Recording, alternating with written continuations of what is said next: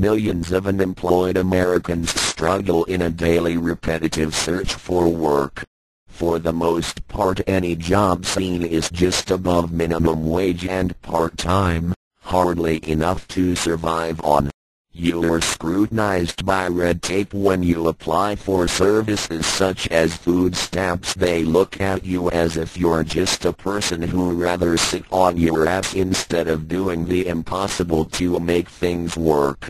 Employers, on the other hand, as reported, are sitting on a mountain of cash to keep a bottom line of profits. They refuse to help those who are in need to get a job that will keep a roof over their heads and pay their bills.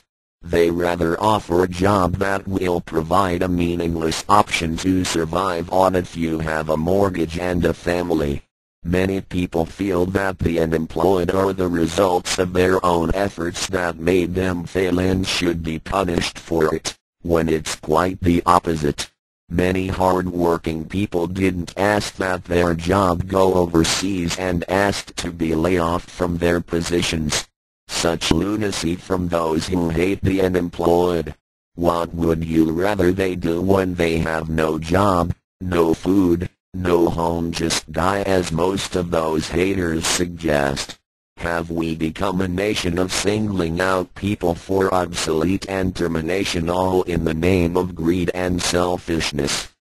Wordsworth from the obsolescence. He's waiting, Chancellor. Order him in. Wordsworth from the obsolescence.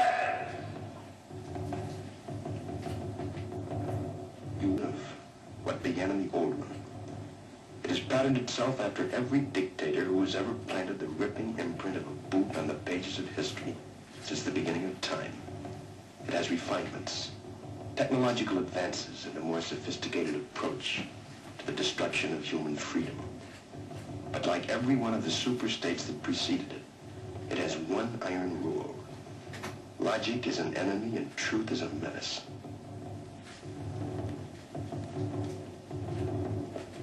This is Mr. Romney Wordsworth, in his last 48 hours on Earth. He's a citizen of the state, but will soon have to be eliminated. Because he's built out of flesh, and because he has a mind. Mr. Romney Wordsworth, who will draw his last breaths. Wordsworth, Romney, field investigation finding obsolescence. Do you know why you're here, Mr. Wordsworth? Yes, sir. I'd ask you to speak up a little, if you will. Yes, sir, I know why I'm here.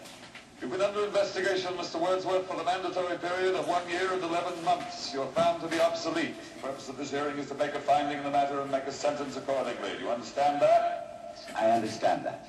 Your occupation, Mr. Wordsworth? A librarian.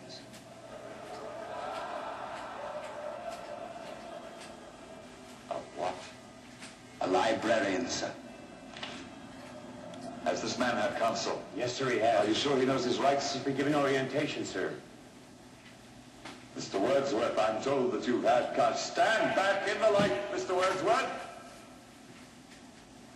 I'm told you've had counsel and been given orientation, Mr. Wordsworth, but I'm still not sure in my own mind that you understand the purpose of this hearing. The field investigators in your sector have classified you as obsolete. This finding carries with it serious implications. Do you understand that, Mr. Wordsworth? Now I ask you again, your occupation? I am a librarian. That is my occupation. That is my profession. If you people choose to call that obsolete...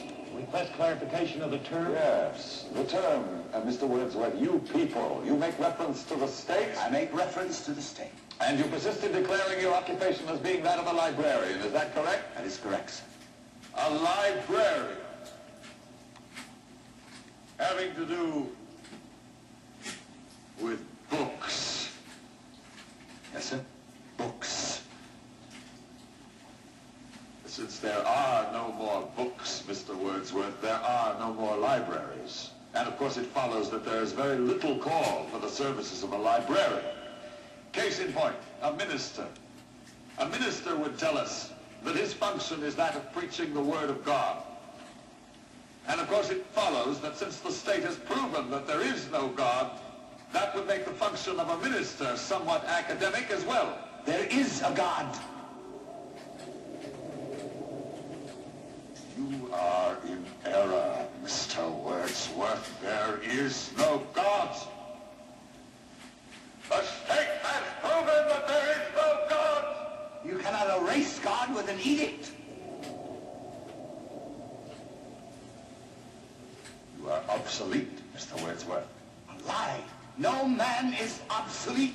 You have no function, Mr. Wordsworth. You're an anachronism, like a ghost from another time. I am nothing more than a reminder to you that you cannot destroy truth by burning pages. You're a bug, Mr. Wordsworth, a crawling insect, an ugly, misformed little creature who has no purpose here, no meaning. I am a human being. You're a librarian, Mr. Wordsworth.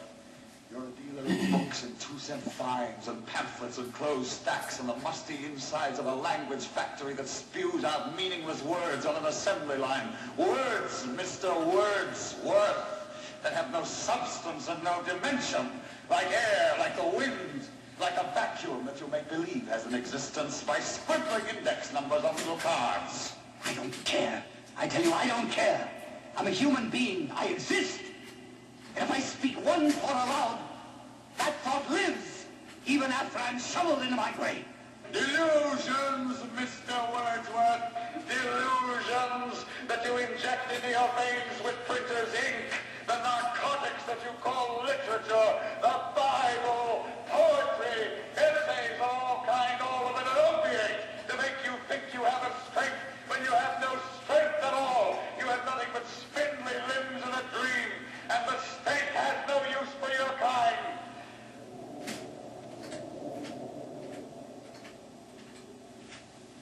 You waste our time, Mr. Wordsworth, and you're not worth the waste.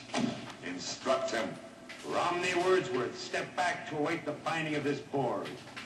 Yes.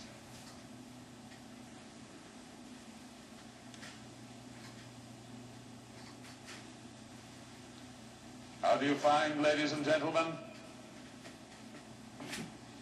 Obsolete. Obsolete. Obsolete.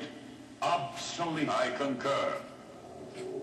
Romney Wordsworth, step forward. The board finds you obsolete.